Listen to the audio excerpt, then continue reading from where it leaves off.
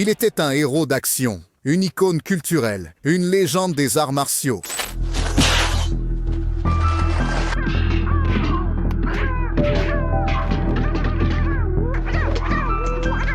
La légende de Bruce Lee est indéniable, mais même les légendes ont des enseignants.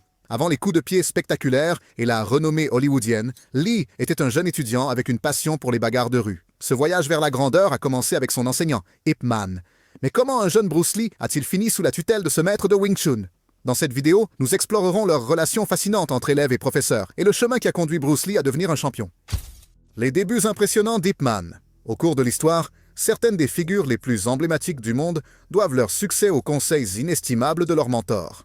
Prenons par exemple les duos dynamiques comme Steve Jobs et Mark Zuckerberg, ou Bill Belichick et Tom Brady, dont les parcours illustrent les incroyables sommets que le mentorat peut permettre d'atteindre. Dans le domaine des arts martiaux, le légendaire Bruce Lee a eu l'opportunité de s'épanouir sous la tutelle du grand maître de Wing Chun, Ip Man, dans les années 50. Mais avant que Bruce Lee ne fasse son apparition, examinons les débuts fascinants de la vie d'Ip Man et le chemin qui l'a conduit à devenir lui-même un grand maître. L'histoire d'Ip Man a commencé le 1er octobre 1893, au cœur de Foshan, Guangdong.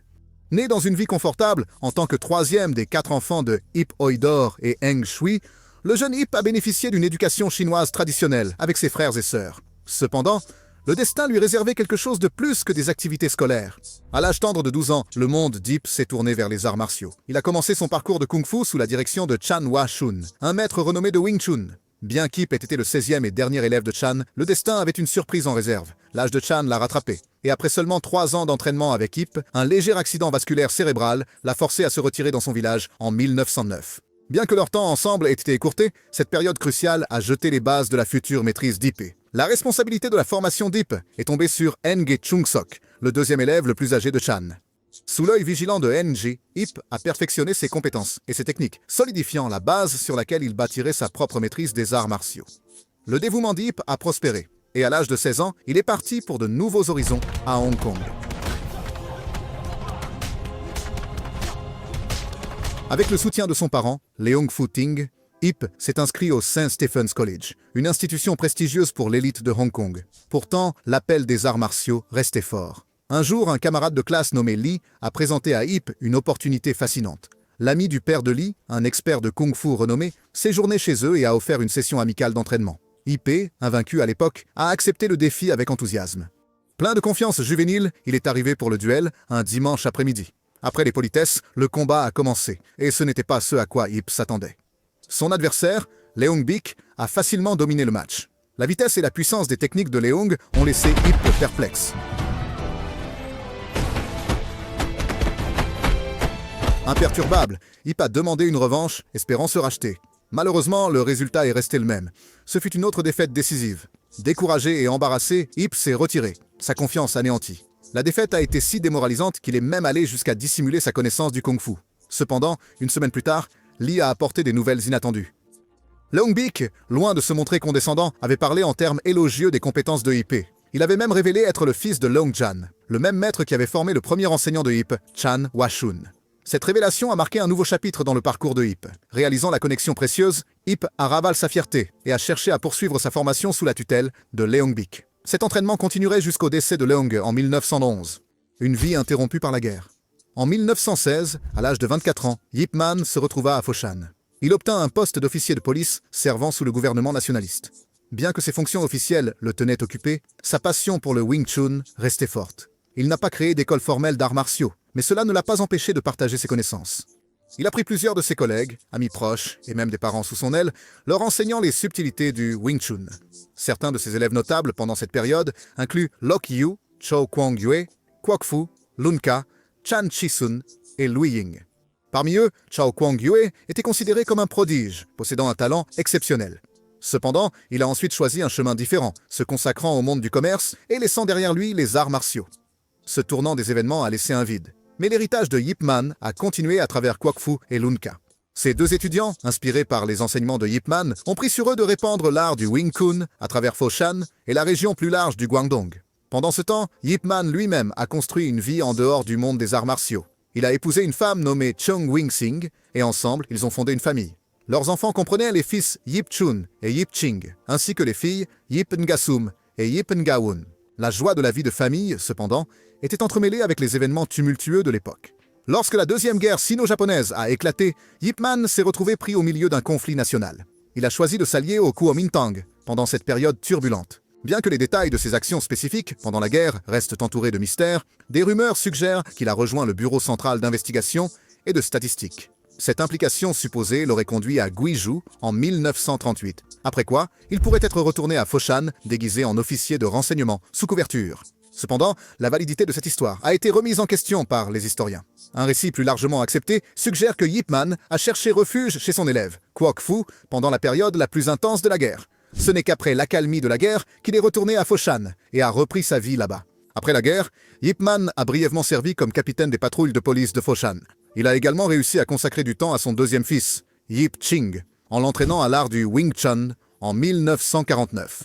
Cependant, le climat politique en Chine changeait rapidement, avec le Parti communiste chinois émergeant victorieux de la guerre civile chinoise. Yip Man, membre du Kuomintang opposé, faisait face à un avenir incertain. À la fin de l'année 1949, craignant pour sa sécurité, il prit la décision difficile de quitter Foshan pour Hong Kong, avec sa femme et leurs enfants. Un nouveau départ semé de défis. Yip Man et sa famille sont arrivés à Hong Kong en 1950. Cependant, leur famille ne resterait pas entière longtemps. Cheong et les enfants sont vite retournés à Foshan pour récupérer des documents d'identification essentiels. Malheureusement, cette séparation temporaire est devenue définitive. En 1951, les frontières entre la Chine et Hong Kong se sont fermées brutalement, séparant Yip Man de sa femme pour toujours. Cheong est resté à Foshan jusqu'à sa mort, laissant un vide permanent dans la vie de Yip Man. Hong Kong offrait un contraste frappant avec la vie que Yip Man avait connue à Foshan. À 56 ans, il se retrouvait face à un nouveau type de bataille, le chômage. Son expérience en tant que policier à Foshan avait peu de valeur ici. Rejoindre la police de Hong Kong semblait être une option logique. Mais pour une raison ou une autre, ce n'était pas faisable, ou tout simplement pas quelque chose qu'il voulait poursuivre. Heureusement, des amis ont offert un coup de main. Yip Man a obtenu un emploi dans un restaurant, un endroit qui non seulement lui fournirait un revenu très nécessaire, mais aussi l'introduirait à un nouveau réseau de personnes, l'Association des travailleurs des restaurants de Hong Kong. L'association avait même un club d'arts martiaux dirigé par Leung Chung. Ironiquement, malgré sa passion pour le Wing Chun, Yip Man a d'abord gardé son expertise en arts martiaux secrètes, hésitant à révéler ce côté de lui-même dans ce nouvel environnement. Un autre combat que Yip Man a affronté à Hong Kong était personnel. Il est devenu accro à l'opium. Ce vice, répandu à l'époque, l'avait suivi depuis Foshan. L'opium était facilement disponible sur le marché noir à Hong Kong, mais il était très cher. Pour soutenir sa famille à Foshan et nourrir sa dépendance, Yip Man avait désespérément besoin d'un moyen d'augmenter ses revenus. Cette lutte pour la stabilité financière deviendra un thème constant de ses premières années à Hong Kong. Les graines d'un héritage sont semées. Le début des années 1950 a marqué un tournant pour Yip Man. Confronté à des difficultés financières et au fardeau constant de sa dépendance à l'opium, il a décidé de tirer parti de sa compétence la plus précieuse, le Wing Chun. Ce n'était pas seulement une question de passion, c'était une question de survie. Ses premiers élèves n'étaient pas forcément ceux auxquels on pourrait s'attendre. Beaucoup venaient de l'Association des travailleurs de la restauration, des gens qui peinaient à joindre les deux bouts, sans éducation formelle. D'autres étaient de jeunes hommes animés par les angoisses et les frustrations d'une époque turbulente. Les années 1950, Hong Kong n'était pas exactement un havre de paix. Et l'attrait d'apprendre l'autodéfense, de devenir plus fort, résonnait avec eux. Ils étaient attirés par la personnalité charismatique d'Yip Man et la promesse du Wing Chun, un style de combat connu pour son efficacité, bien qu'il ne nécessite pas une force physique immense. Cependant, créer une école prospère n'était pas facile. Au début, les cours d'Yip Man avaient du mal à retenir les étudiants. Beaucoup venaient et repartaient après seulement quelques mois, rendant la stabilité financière un défi constant. Il a été contraint de déménager son école 2 fois, d'abord à Castle Peak Road à Sham Shui Po, puis à Lee Tat Street à Yau Ma Tei. Malgré ces premiers obstacles, il y avait une lueur d'espoir. Alors que certains de ses élèves perfectionnaient leurs compétences, ils atteignaient un niveau de maîtrise qui leur permettait de se lancer et d'établir leurs propres écoles de Wing Chun. Ces étudiants, désormais maîtres à part entière, ont commencé à participer à des matchs d'entraînement avec des pratiquants d'autres styles d'arts martiaux. Leurs victoires, reflet de l'approche unique de Yip Man, ont commencé à faire parler d'elles. Peu à peu, la réputation d'Yip Man en tant que grand maître de Wing Chun a commencé à se répandre dans tout Hong Kong. Une vie personnelle complexe au milieu d'une reconnaissance croissante. Alors que la réputation d'Yip Man en tant que maître de Wing Chun grandissait, sa vie personnelle restait un tableau complexe. Vers 1955, il a commencé une relation avec une femme de Shanghai, que ses élèves appelaient simplement Shanghai Po.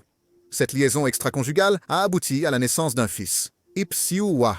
La situation avec Shanghai Po est restée en grande partie inconnue de l'épouse d'Ip Man, Chung Wing-sing, qui résidait à Foshan.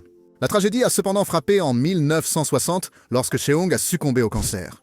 Malgré la distance et l'existence de Shanghai Po, Ip Man a sans aucun doute ressenti la perte de sa femme. Il n'a jamais officiellement présenté sa maîtresse ou leur fils à ses autres enfants, Ip Chun et Ip Ching. Les fils d'Ip sont finalement arrivés à Hong Kong en 1962, retrouvant leur père après des années de séparation.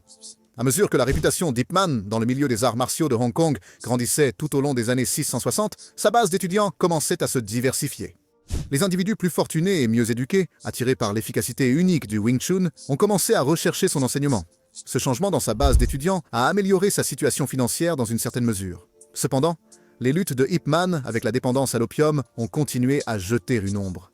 En 1967, il a collaboré avec certains de ses étudiants pour créer l'association athlétique Wing Chun. Bien que le but déclaré de l'association ait été de promouvoir le Wing Chun, certains pensent qu'elle a été principalement créée pour faire face aux difficultés financières actuelles d'Ip Man, dues en grande partie à sa consommation d'opium. Un de ses anciens élèves, Duncan Lung, a même affirmé que Ip Man utilisait l'argent des cours pour soutenir son addiction. La vie lui a porté un autre coup en 1968, lorsque sa maîtresse, Shanghai Po, est également décédée d'un cancer.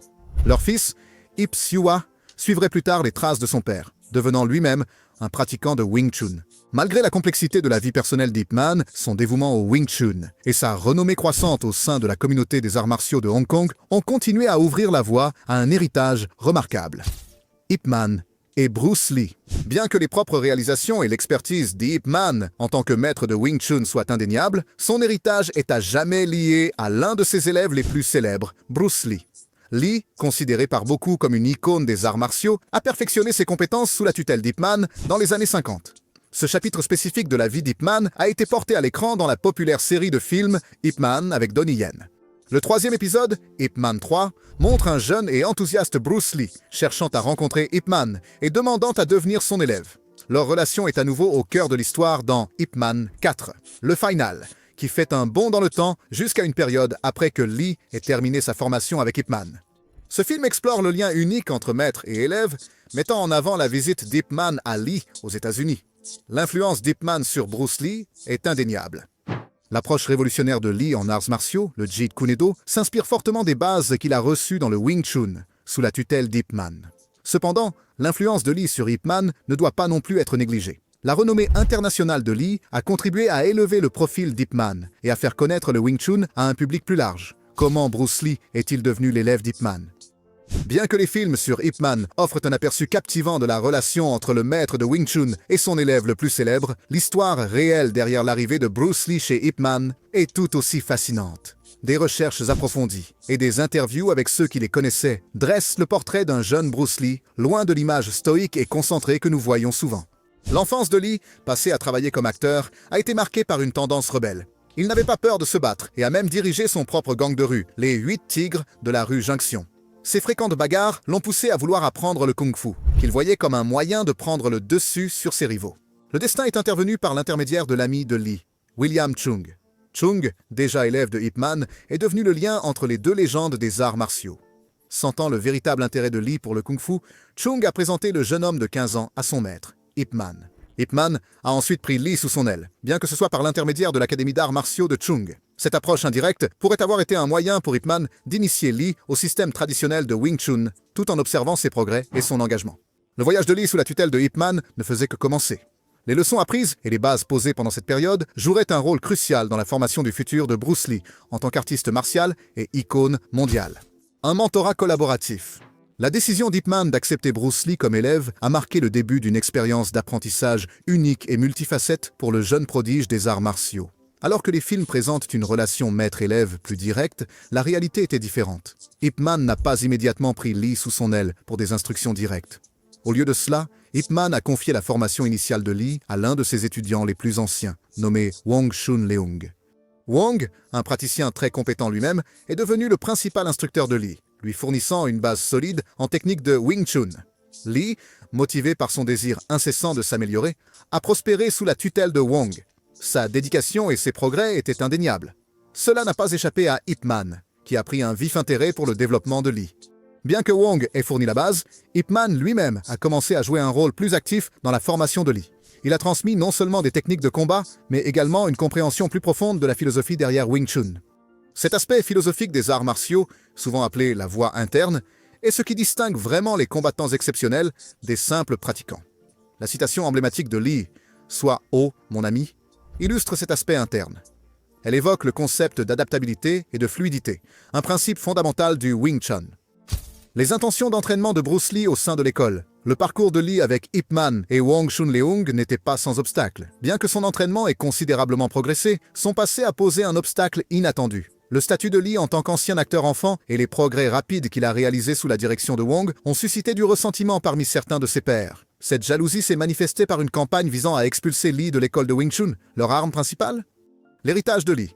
Sa mère, étant eurasienne, leur a fourni des arguments pour leur dispute. Ils étaient contre le fait que Ip Man enseigne à un étranger les secrets des arts martiaux chinois. Ce préjugé, malheureusement, n'était pas rare à l'époque. De nombreuses écoles traditionnelles avaient une politique stricte, n'admettant que des étudiants de pure descendance chinoise. Cependant, Ip Man n'était pas influencé par ces arguments.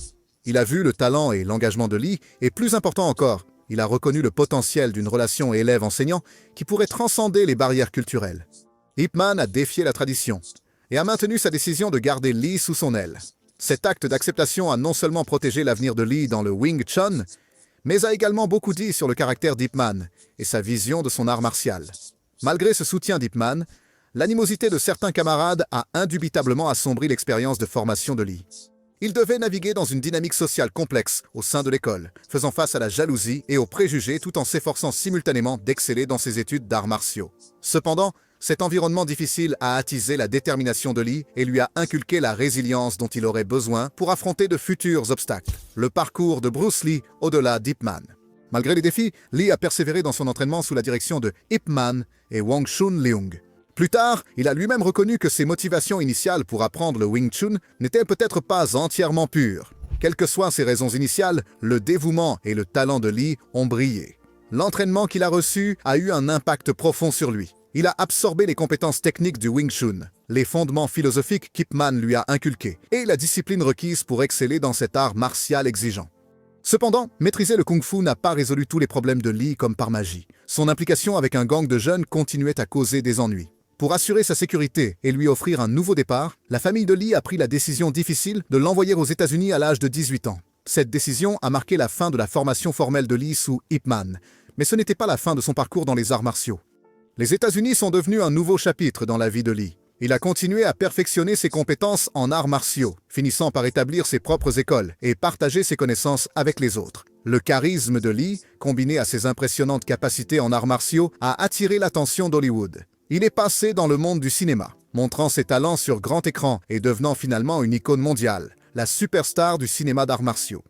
Ces films ont non seulement introduit le kung-fu à un public mondial, mais ont également révolutionné le genre d'action, laissant une marque indélébile dans l'histoire du cinéma. Un débat pour les âges. La question de savoir qui gagnerait dans un combat entre Ip Man et Bruce Lee est un sujet de fascination sans fin pour les passionnés d'arts martiaux. La simple idée de ces deux légendes s'affrontant stimule l'imagination.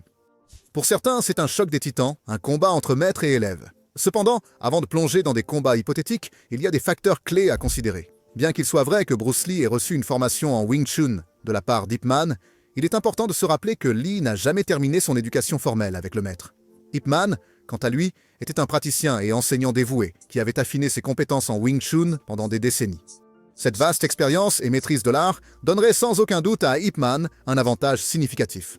Cependant, cela ne diminue pas les réalisations de Lee. Lee n'est pas resté attaché au Wing Chun traditionnel. Il a utilisé son expérience avec Ip Man comme base pour développer sa propre philosophie des arts martiaux révolutionnaires, le Jeet Kune Do. Le Jeet Kune Do mettait l'accent sur l'adaptabilité et la praticité en tirant des influences de divers styles d'arts martiaux. Dans ce sens, Lee a transcendé les limites d'un seul style, créant une approche plus fluide et polyvalente du combat. Dans ce scénario, Bruce Lee exploiterait probablement la polyvalence du Jeet Kune Do contre les techniques raffinées de Wing Chun d'Ip Man. Ip Man, avec sa maîtrise des principes du Wing Chun, poserait sans aucun doute un défi redoutable. Cependant, l'adaptabilité et l'innovation de Lee inhérentes au Jeet Kune Do pourraient lui donner un avantage. En fin de compte, cette bataille hypothétique reste ce qu'elle est, une expérience de pensée. Tant Ip Man que Bruce Lee étaient des artistes martiaux exceptionnels qui ont laissé un héritage durable dans le monde. Leur contribution au Wing Chun et aux arts martiaux dans leur ensemble dépasse de loin tout combat hypothétique. Peut-être que la véritable victoire réside dans l'inspiration qu'ils continuent de fournir aux artistes martiaux et aux fans de films d'action, un héritage forgé dans le feu. Malheureusement, l'histoire d'Ip Man ne se termine pas sur une note triomphante. Une ombre est tombée sur lui sous la forme d'un cancer de la gorge. Cette maladie implacable a finalement emporté sa vie le 2 décembre 1972, seulement 7 mois avant que le monde ne soit choqué par le décès soudain de Bruce Lee. Ip Man est décédé à Hong Kong, laissant un vide dans le monde des arts martiaux. Ces derniers jours ont été marqués par une détermination tranquille à préserver son héritage.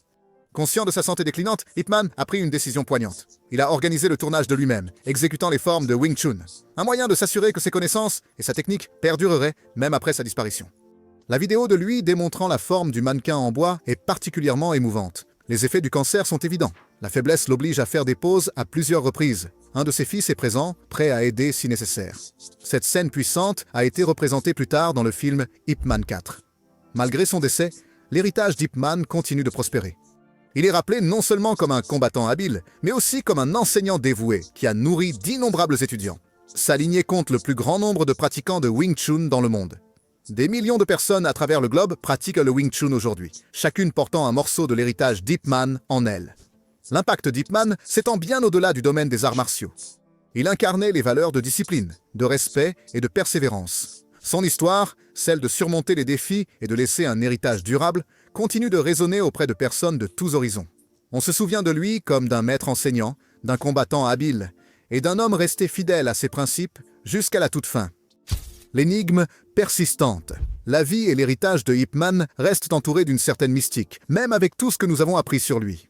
Les films décrivant sa vie ont tenté de combler certaines lacunes, le présentant souvent de manière plus glamour ou plus riche en action que la réalité. Cependant, la véritable histoire de Ip Man n'est pas moins captivante. Son dévouement au Wing Chun était inégalé. Sa préservation méticuleuse de la forme d'art et sa volonté de partager son savoir continuent de bénéficier aux praticiens du monde entier. Il a laissé derrière lui non seulement un style de combat, mais aussi une manière de vivre le Wing Chun, une philosophie qui va au-delà des aspects physiques de l'art. Et sans son influence, la forme d'art n'aurait peut-être pas atteint la reconnaissance généralisée dont elle jouit aujourd'hui. L'essor de la popularité du Wing Chun peut être partiellement attribué au film Ip Man. L'une des premières représentations était dans le film de 1976, Bruce Lee, l'homme, le mythe, où Ip Man était joué par son propre fils, Ip Chun. D'une certaine manière, ces films ont offert à Ip Man une sorte d'immortalité cinématographique. Cependant, Donnie Yen, l'acteur qui a donné vie à Ip Man dans les films Ip Man plus récents, a exprimé des préoccupations quant à la surexposition du personnage. Après la sortie de Ip Man 2, Yen a exprimé son intention de s'éloigner du rôle, craignant que tout le monde ne suive la tendance et n'exploite la popularité du personnage. Il s'inquiétait que cet accent excessif entrave le progrès et éclipse la véritable essence de l'héritage de Ip Man. Les mots de Yen, malgré son propre retour ultérieur au rôle dans Ip Man 3 et 4, ont du mérite. Le nombre élevé de films a amené certains à considérer Ip Man comme une figure presque surhumaine. La réalité est qu'Ip Man n'était pas un personnage mythique, mais un homme dont l'héritage est néanmoins extraordinaire. Merci d'avoir regardé cette vidéo. À la prochaine!